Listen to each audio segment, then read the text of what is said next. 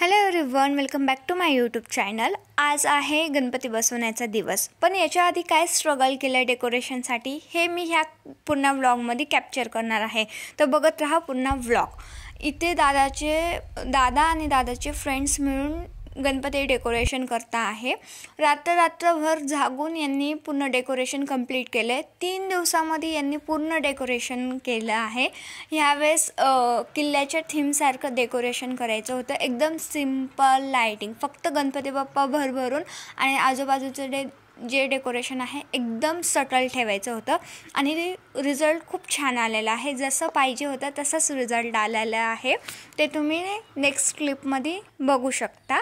किती सुंदर वाटतं आहे।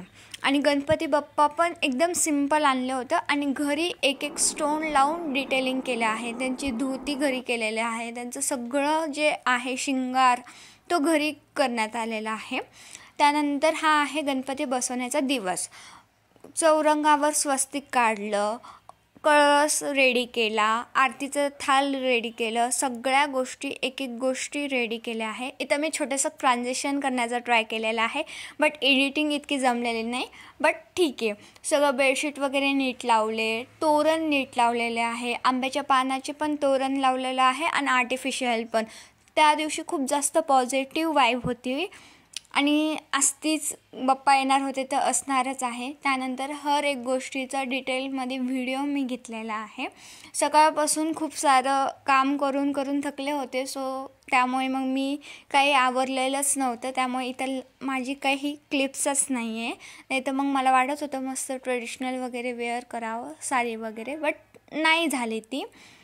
त्यानंतर कलश स्थापना केली, त्यानंतर प्रतिष्ठा केली गणपतीची आणि हा आहे पुन्हा व्हिडिओ। फ्रूट्स ठेवले, 5 पदार्थ ठेवले, पण दरवर्षी नाही ठेवत, ॲज अ नैवेद्य ते ठेवले। असं ठेवायचं म्हणून नाही ठेवले, ते होते मग ठेवून दिले। खूप छान वाटत होतं। त्यानंतर ते रेडीमेड समाया लावल्या आणि हा आहे फायनल लुक।